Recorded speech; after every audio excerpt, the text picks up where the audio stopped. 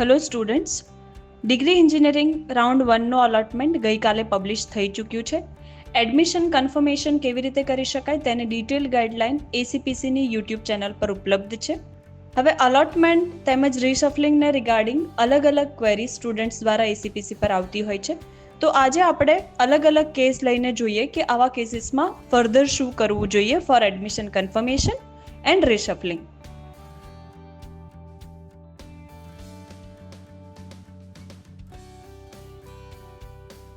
પહેલો કેસ એવો હોઈ શકે જ્યાં કેન્ડિડેટે તેના રેન્ક પ્રમાણે પ્રોપર ચોઇસ ફિલિંગ કરેલી છે, એની ચોઇસ મુજબનું એડમિશન એને રાઉન્ડ 1માં ફાળવવામાં આવેલું છે અને આ એડમિશન તેને કન્ફર્મ કરવું છે અને તેના પછી તેને કોઈ ચેન્જ કરવો નથી.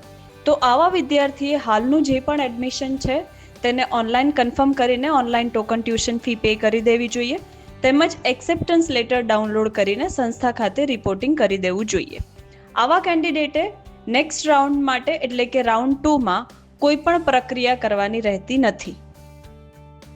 બીજો કેસ એવો હોઈ શકે જ્યાં વિદ્યાર્થીએ પ્રોપર ચોઇસ ફિલિંગ કરેલી છે, રાઉન્ડ 1માં એને કોઈ કોલેજનો XYZ કોર્સ ઓફર કરેલો છે અને હાલ જે વિદ્યાર્થી છે એ એડમિશન કન્ફર્મ કરવા માંગે છે, તેમજ આનાથી વધારે સારી ચોઇસ મળે તેના માટે રાઉન્ડ 2માં પાર્ટિસિપેટ કરવા માંગે છે. તો આવા વિદ્યાર્થીએ હાલમાં આપને જે પણ એડમિશન અલોટ થયું છે તે એડમિશન ફી ભરીને કન્ફર્મ કરી દેવું જોઈએ, તેમજ એક્સેપ્ટન્સ લેટર ડાઉનલોડ કરીને સંસ્થા ખાતે રિપોર્ટિંગ કરી દેવું જોઈએ. ત્યારબાદ મોક રાઉન્ડ તેમજ રાઉન્ડ 1નું કટ ઓફ વેબસાઇટ પર ઉપલબ્ધ છે. વિદ્યાર્થી રાઉન્ડ 1નું એડમિશન છોડીને જે પણ જગ્યાએ જવા માંગતા હોય તે ચોઇસીસને રાઉન્ડ 2 દરમિયાન ચોઇસ ફિલિંગમાં કન્સન્ટ આપ્યા બાદ ફિલ કરવી જોઈએ. આપે રાઉન્ડ 1માં જે પણ ફી ભરેલી છે તે રાઉન્ડ 2માં એઝ ઇટ ઇઝ ટ્રાન્સફર કરવામાં આવે છે.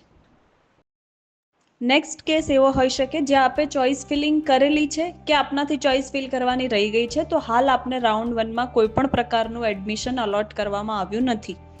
તો આ કેસમાં વિદ્યાર્થીએ ચિંતા કરવાની જરૂર નથી. આ વિદ્યાર્થી પણ રાઉન્ડ 2માં પાર્ટિસિપેટ કરી શકે છે.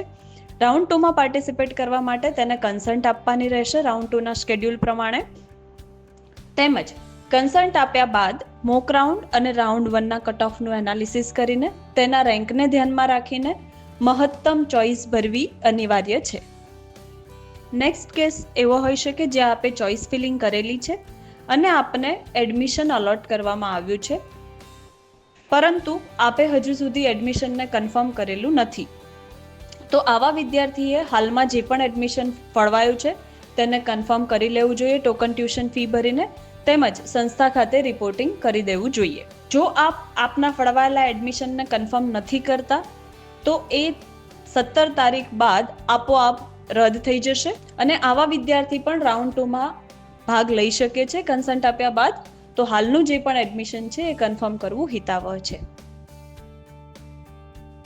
લાસ્ટ કેસ એવો હોઈ શકે જ્યાં આપની ચોઇસ ફિલિંગ પ્રમાણે આપને રાઉન્ડ 1માં એડમિશન અલોટ કરવામાં આવ્યું છે પણ આપે એડમિશનને વિડ્રો કરેલું છે. તો આવા વિદ્યાર્થી પણ રાઉન્ડ 2માં કન્સન્ટ આપ્યા બાદ પાર્ટિસિપેટ કરી શકે છે, પરંતુ રાઉન્ડ 1માં જે પણ ઇન્સ્ટિટ્યૂટનો જે પણ કોર્સ આપને અલોટ કરવામાં આવ્યો છે એ નેક્સ્ટ એક પણ રાઉન્ડમાં આપને મળવાપાત્ર રહેશે નહીં. રાઉન્ડ 2માં આપ ચોઇસને મોડિફાઈ કરી શકો છો, પરંતુ હાલનો કોર્સ અને ઇન્સ્ટિટ્યૂટ આપને ઓફર કરવામાં નહીં આવે. તો આ બધા કેસીસ જોયા પછી આપે શું કરવું હિતાવહ છે? આપે રાઉન્ડ 1માં જે પણ એડમિશન આપને અલોટ થયું છે એ ફીસ ભરીને કન્ફર્મ કરવું જોઈએ, ત્યારબાદ સંસ્થા ખાતે રિપોર્ટિંગ કરી દેવું જોઈએ. ત્યારબાદ જ્યારે પણ નેક્સ્ટ રાઉન્ડ ડિક્લેર થાય ત્યારે આપે તેમાં કન્સન્ટ આપીને પાર્ટિસિપેટ કરવું જોઈએ. જે લોકોને હાલમાં એડમિશન મળેલું છે એવા લોકોએ આ એડમિશનને છોડીને જ્યાં પણ જવા માંગે છે તેટલી જ ચોઇસ એમના ચોઇસ ફિલિંગમાં રાખવી જોઈએ. અને જે વિદ્યાર્થીને હાલમાં એડમિશન મળેલું નથી એવા વિદ્યાર્થીઓએ હાલનું મોક રાઉન્ડનું તેમજ રાઉન્ડ 1નું કટ ઓફ અને પોતાના રેન્કનું એનાલિસિસ કરીને મહત્તમ ચોઇસ ભરવી હિતાવહ છે. જો આપને રાઉન્ડ 2માં નવું એડમિશન ફાળવવામાં આવશે તો આપનું રાઉન્ડ 1નું જે એડમિશન છે એ આપોઆપ રદ થશે. આપે રાઉન્ડ 1માં જે પણ ફીસ ભરેલી છે તે ફીસને રાઉન્ડ 2માં ટ્રાન્સફર કરવામાં આવશે. Thank you.